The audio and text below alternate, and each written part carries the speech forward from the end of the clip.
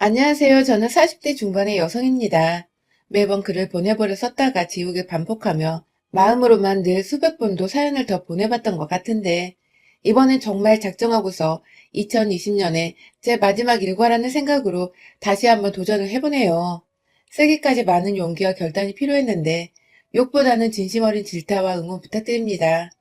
물론 여기서 욕은 저 말고 제가 앞으로 써내려갈 사람에 대한 욕을 말합니다.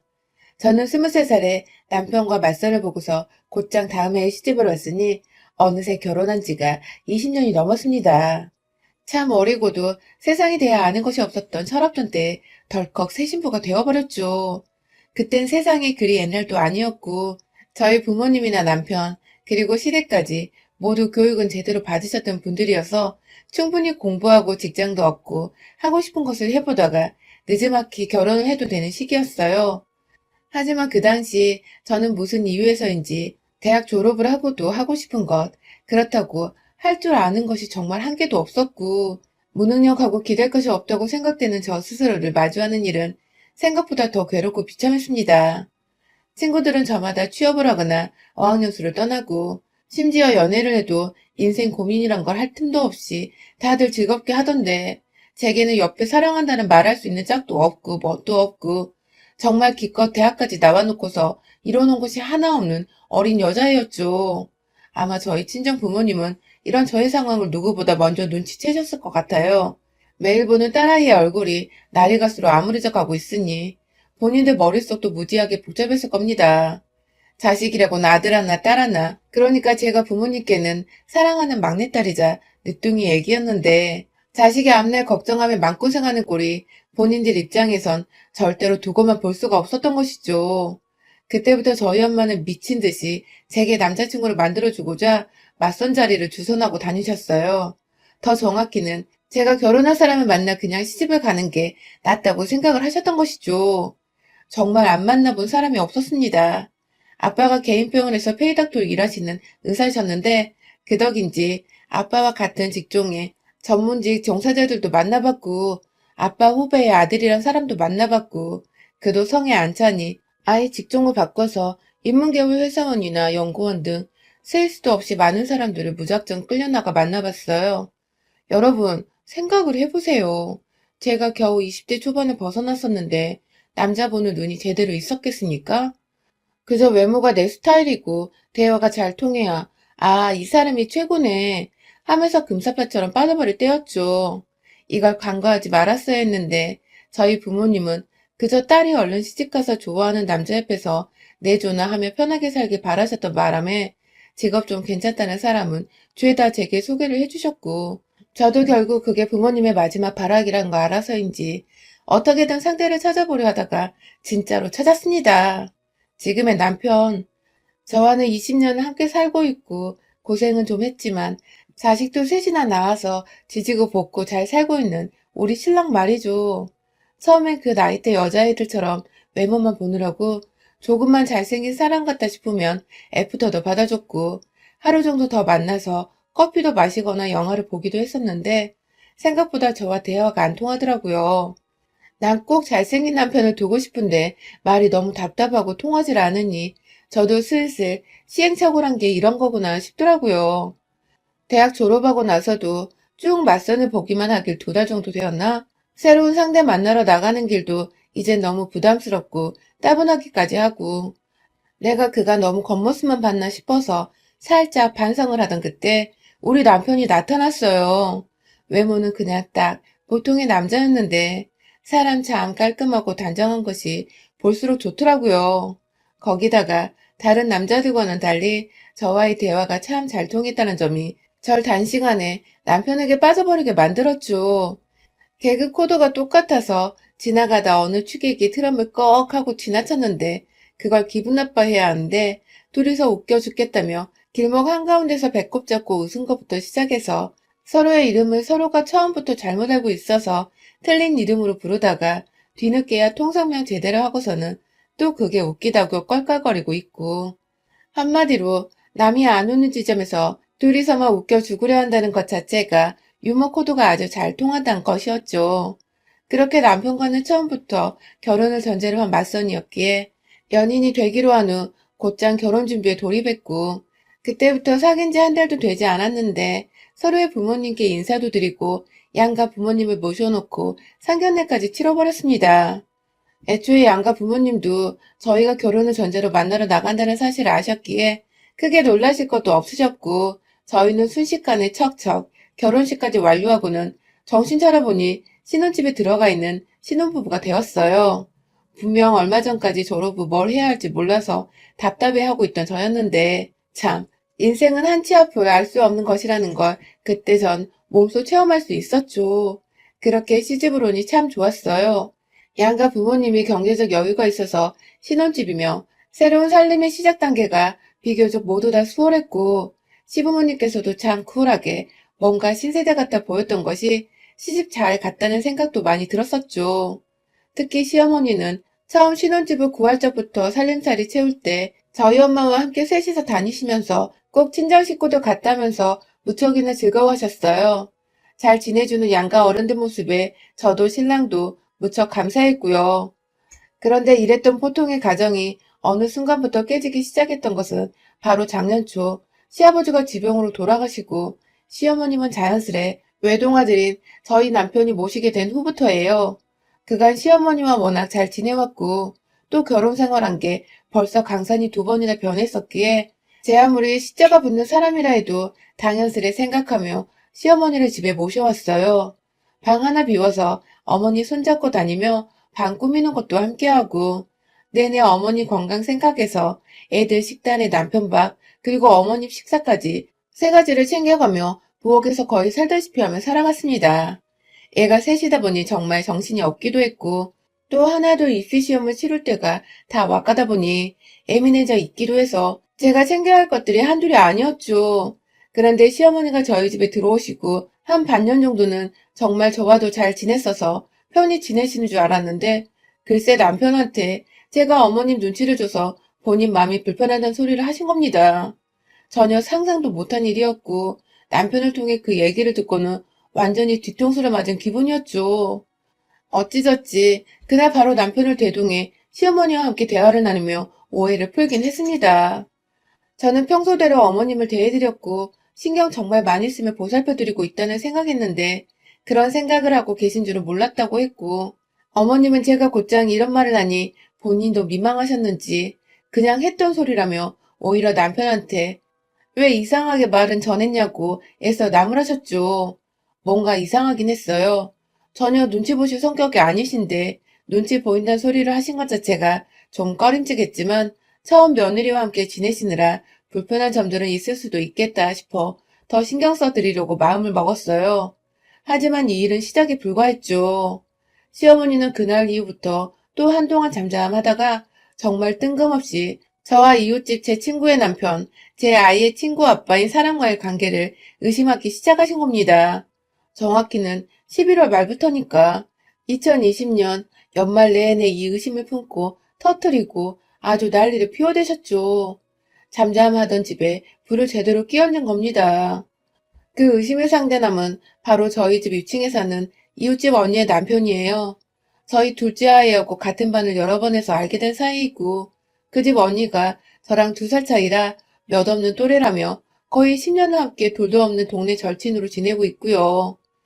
남편들끼리는 애들 데리고 자주 운동하러 나가줘서 가족끼리는 다 같이 친하게 지내고 있는데 어느 순간 시어머니가 자기 방에서 자꾸 소음이 들린다며 밤마다 잠을 못 잔다고 따져야겠다며 혼자 팔을 걷어붙이고 위층으로 올라가려 하시더라고요. 딱 봐도 싸움을 일으킬 것만 같은 그 태도에 저는 급 당황을 하며 시어머니를 막았었죠.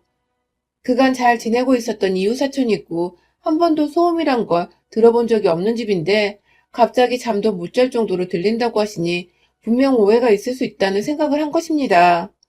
그래서 싸움부터 일으켜 서로 얼굴 붉히기 전 제가 조심히 먼저 말을 꺼내보기로 한 것이죠. 시어머니를 대신해 위층으로 올라가며 도대체 어떻게 말을 해야 할까 무지하게 고민을 했어요. 겨우 문을 두드리니 집에서 언니 말고 언니 남편, 제가 늘 편하게 오빠라고 부르는데 오빠가 문을 대신 열어주더라고요. 저도 그 시간에 보니 반가워서 오, 오빠!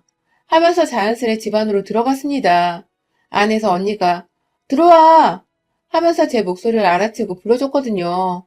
들어가서는 최대한 기분 안 나쁘게 시어머니 얘기를 하다가 소음 얘기를 꺼냈어요. 그런데 보니 시어머니 방 위층에 위치한 그 방은 아이들 공부방으로 쓰이고 있어서 밤에 소음 내는 게 불가능한 공간이더라고요. 역시나 시어머니가 무작정 오셔서 화부터 내셨더라면 오해가 쌓여 일이 더 커졌겠다 싶어서 마음의 안도감이 불어왔죠. 언니는 영문도 모르고 소음이 자기 집에서 나는지 확실하지도 않은데 뭐가 그리 미안한지 계속 미안하다고 더 조심하겠다고 사과를 했고 저도 그런 언니한테 너무 미안해서 몇 번이고 우리 시어머니가 나이가 있어서 예민하다며 불편하게 미안하다고 사과를 하다가 좋게 좋게 대화를 마무리 짓고 다시 집으로 돌아왔습니다. 그런데 그날부터 우리 시어머니는 제가 남자 있는 집에 들어가서 한동안 안 나왔다고 그 집 안에서 그 남자랑 무슨 일이 있었는지 모르겠다며 혼자서 미친 사람 마냥 제 불륜을 오해하고서는 막 혼자 뭐 그리 화가 났는지 한참 뚱해 계시다가 결국 그 오해를 혼자 안 풀고 그대로 동네에서 사귄 자기 지인들한테 다 전달을 해버렸더라고요.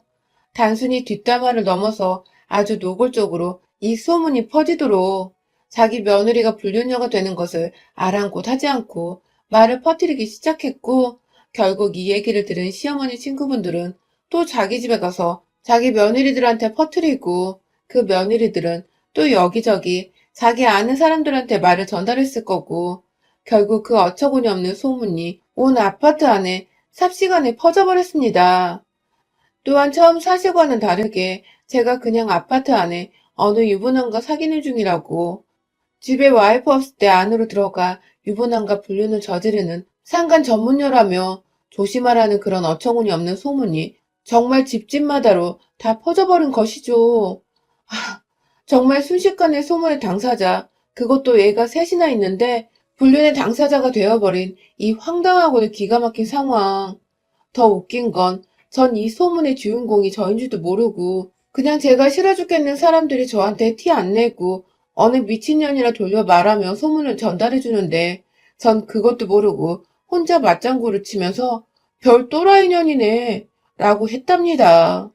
저를 향해 또라이라고 하니 당시 소문을 전달해 주던 사람들은 얼마나 제가 가소롭고 미웠겠어요.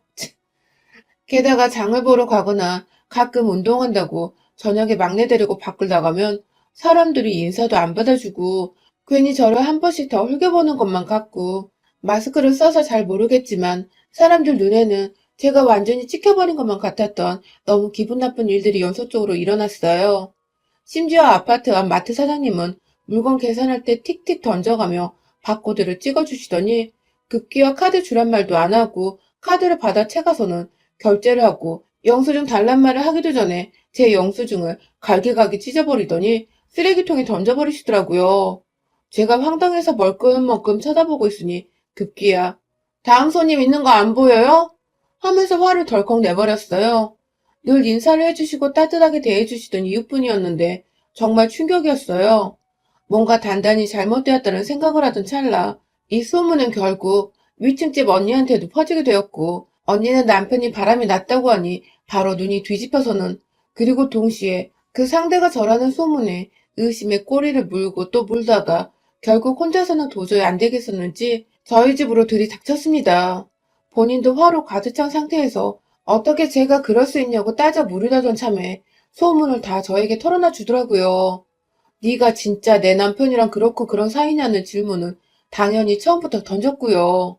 언니의 눈에는 의심으로 가득 찬 채 눈물이 내내 고여 있었고 저는 도대체 어떻게 그런 소문이 난지 모르겠다며 마지막으로 언니네 집에 간 게 저번 층간소음으로 찾아간 게 전부인데 어떻게 그러냐며 더군다나 언니네 남편은 맨날 출근하니 집에 있던 날은 그날뿐이지 않냐면서 저도 이 앞뒤가 안 맞는 소문이 도대체 어쩌다 났는지 모르겠다고 너무 억울해서 방방 뛰며 눈물을 흘렸어요. 애가 셋인데 소문 때문에 이제 어떻게 사냐고 애들도 아냐며 애들 생각에 눈물이 도저히 주체가 안 돼서 숨이 넘어갈 정도로 헉헉거리기까지 했네요. 제 얘기를 듣고 제 꼴을 보니 언니도 그제야 아차 싶었는지 그러고 보니 내가 진짜 말도 안 되는 얘기를 너랑 끼워 맞추고 있었다면서 입을 틀어 막더라고요. 언니는 남편이 소문 당사자니 이성적으로 생각할 겨를이 없어 눈부터 뒤집힌 건데 정말 주부인 자신이 내내 틀어박혀 살고 있는 집안에서 어떻게 자기 남편이 자기 없는 사이에 저와 불륜을 저지를 수 있겠냐며 우리 남편 그날 이후로 한 번도 월차를 쓴 적이 없다면서 오히려 그때부터 소문의 진상을 도대체 그 소문이 어디서 퍼진 건지 따져보기 시작한 거죠. 다행히도 소문의 진상은 쉽게 파악이 되었어요. 언니네 남편이 마지막으로 월차 써서 집에 있던 그날이 우리 시어머니가 소음 문제로 저를 위층에 올라가게 한 그날인데, 그날 시어머니 눈에는 제가 남자가 문 열어주는 집 안으로 들어간 것으로 보였을 수도 있었기에, 단번에 시어머니가 의심이 되기 시작한 건데요. 둘이서 아예 작정을 하고서 소문의 꼬리를 물러다녔어요. 언니는 언니대로, 저는 저대로 소문 전달해준 사람 찾아가 물어보고, 또 물어보고, 심지어 마트 아줌마한테까지 찾아가서 소문을 어디서 들었냐고 다짜고짜 캐묻기 시작하기를 꼬박 4시간 정도 되었나? 이 아파트에 주부들이 하도 많으니까 대낮부터 사람 찾는 건 일도 아니었고 그렇게 따라가 보니 결국 우리 시어머니 절친으로 알고 있던 그 할머니가 마지막으로 잡혔습니다. 언니랑 둘이서 씩씩거리며 그 할머니 집을 알아보겠다며 경비실을 찾는데 희미하게 1층 주차장 너머에 있는 정자에 우리 시어머니가 보이더라고요. 저도 모르게 무작정 정자로 뛰어가니 어머니 친구분이 그 할머니도 같이 계셨어요. 우르르 한두 명 아니고 비슷한 또래의 서너 분이 더 앉아 계셨죠. 단번에 우리 시어머니 며느리란 거 알아챈 그분들은 어머머머머 하면서 저한테 삿대질하며 전현이 왜? 하면서 제가 여기 왜 왔냐고 따져 물으시려 하더라고요. 그 꼴을 보자마자 그 할머니를 억지로 일으켜 세워 저도 모르게 소리를 질러댔어요. 제가 바람핀다고 누가 그랬어요? 제가 유부남 집에 들어간다고 누가 처음 말했어요? 하면서 오가는 사람들 급기야 경비실 아저씨까지 따라와 말릴 정도로 막 난리를 피워대며 헛소문 퍼뜨린 죄로 경찰에 무고죄를 신고할 거라고. 이거 멀쩡한 사람 명예훼손 한 거예요. 알아요? 하면서 저도 잘 모르는 법을 들먹이며 경찰이고 고소고 막 험한 말들을 꺼내니 이 노인은 겁을 덜컥 먹고는 몇 번이고 우리 시어머니를 번갈아 쳐다보다 결국 지그시 손가락 하나 치켜들더니 시어머니 가리키면서 그러더라고요. 너희 집에서 나온 소문은 왜 나한테 그래? 하면서 그 말은 다 우리 시어머니한테서 들었다며 결국 이시직고를 한 할머니. 아, 그 자리에서 사람들 보는 앞에서 소란스럽다고 하나둘 정자 쪽을 내다보기 시작한 주민들이 베란다 곳곳에 보이는 와중에 시어머니 멱살을 끌고 잡아 나왔어요. 그대로 왼발로 끌려오는 시어머니고 뭐고 사람들이 웅성웅성 거리는 소리가 들리건 말건 상관없이 그냥 오로지 제 상황, 제 기분 생각하며 질질 끌고서는 집 안까지 들어왔죠. 소파에 내팽개쳐놓고는 술 처마셔서 그런 소리 하고 다녔냐고 물어보니 처음엔 자신은 모르는 일이라며 계속해서 잡아떼는 겁니다. 저번에 남편한테 제가 눈치 준다고 이간질을 했을 때부터 낌새를 알아차려야 했는데 이제 보니 아들과 한 집에서 살며 아들 사랑 독차지하고 이왕이면 피 안 섞인 며느리는 좀 떨어져 나가줬으면 좋겠다 싶으셨나 보더라고요. 어디서 시어머니한테 무리하게 구냐며 저희 친정엄마까지 언급하면서 버르장머리 없어서 싹수가 노란 줄 진작에 알았다며 궁시렁대던 시어머니는 급기야 네 년이 남자가 문 열어주는데 들어가서 안 넣어놓고 왜 나한테 지랄이야? 하면서 본인이 결국 그 소문을 낸 당사자인 것을 그러니까 그날 층간소음 해결하러 올라가는 저를 보고서 오해를 했다는 것을 시인하더군요. 그 순간 저도 모르게 욱해버렸는데 확 뺨이라도 때려버리려다가 바로 옆 찬장에 있던 와인병 하나 꺼내 들어서는 시어머니 정수리 위에서 들이부어버렸습니다. 한참 들이붓다가 그러니까 당신이 그 소문을 낸 당사자라고? 라고 재차 물으니 그제서야 쫄려서는 아고 나 죽네 나 죽어 시엄마가 말 좀 전달했다고 이러네 나 죽네 나더군요. 손주들한테 미안하지도 않은지 애엄마가 불륜 전문녀로 낙인이 찍혔는데 말 좀 전달했다는 시어머니 가만둬선 안 되겠더라고요. 한 병 더 들이부으려고 가장 저렴한 와인 하나 찾으려는데 어디선가 구수한 육수가 제 뒤에서 시어머니를 향해 철푸덕하고 와장창창 부어져서는 콸콸콸 시어머니 몸을 타고 바닥으로 흘러내리기 시작했습니다. 그렇습니다. 같이 있던 윗집 언니가 듣다 열이 뻗쳤는지 제가 신년에 끓이려고 만든 떡국 육수를 그걸 그대로 냄비채로 들고 와서는 시어머니한테 부어버린 겁니다. 시어머니 정수리 위에 한두 마리 올려져 있던 통멸치부터 시작해서는 다시마 조각부터 아주 구수한 육수향이 스멀스멀 올라오더군요. 그리고 저는 그런 시어머니께 말했습니다. 나가서 이 아빠 들어올 때까지 아파트 입구에 서서 제 소문에 대해 해명하라고 말해줘. 물에 홀라당 젖은 시어머니한테 이불 한 포 덮어줬어요.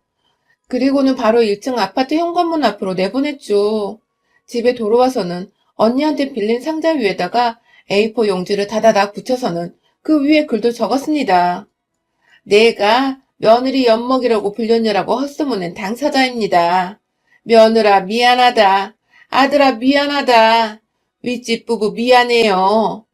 하고 말이죠. 언니랑 어찌나 협동심이 좋던지 진짜 순식간에 박스 위에다가 화이트 보드지처럼 글씨까지 완성을 했습니다. 1층 가서 시어머니 품 안에 건네주고 테이프로 어깨에 박스와 붙여 고정을 시키니 제법 그럴싸했어요. 오다 가다 사람들이 무슨 일이냐고 막 쳐다보기 시작하고 글을 읽더니 감이 왔는지 수근수근 대더니 또 시어머니 꼴에 웅성웅성 거리고 그런 사람들 앞에서 헛소리 내면 다음엔 우리 시어머니 말고 당신들 꼴일 줄 알아. 하고는 이왕 시어머니 엿먹인 쌍년이 된 거 완전히 이 구역에 미친년아 나다 하는 광고까지 해놓고는 집으로 씩씩하게 걸어 들어왔습니다. 그날 시어머니는 진짜 추위에 떨며 저 대신 밖에서 소문에 대한 진상규명 퍼포먼스를 펼쳐주시다가 제가 보고 한 1시간 후에 집으로 다시 데려왔어요. 이미 동네 사람들도 볼 꼴 다 봤고 시어머니는 추위에 벌벌 떠면서 저한테 하는 첫마디가 그거더군요. 내가 앞으로 잘할게. 라고 말이죠. 겁 제대로 먹은 시어머니와 아직 소문에 대해서도 저와 시어머니 사이에 무슨 일이 있었는지도 모르는 남편은 아무렇지 않게 제가 다시 만든 육수와 함께 버무려진 떡국을 시원하게도 들이부었습니다. 시어머니는 왜인지 입맛이 없다면서 멸치 육수로 만든 떡국을 끝까지 거부하시며 쓰라린 배를 부여잡고 방으로 들어가셨고요.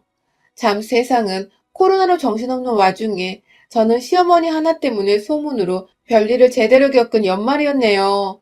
뭐 결론은 소문도 제대로 규명을 하고 시어머니 정신 똑바로 차리게 함과 동시에 동네에 한 번만 더 제 소문 이상하게 내고 다니면 다 가만 안 두겠다고 벼러주기까지 했으니 앞으로 저를 향한 욕 나오는 소문은 절대로 없을 듯 합니다. 아, 물론 저 무섭고 독하단 말들은 괜찮아요. 차라리 그러면 사람들이 무섭다고 함부로 입 밖에 오르내리지 못할 테니까요. 벌써 혀 내두르며 입 꾹 다문 동네 아줌마들이 한둘이 아니랍니다. 무섭다는 소문이 불륜 전문녀라는 소문보다는 정말 100배, 1000배 나으니까요. 여러분의 생각은 댓글로 남겨주세요. 오늘도 시청해주셔서 정말 감사합니다.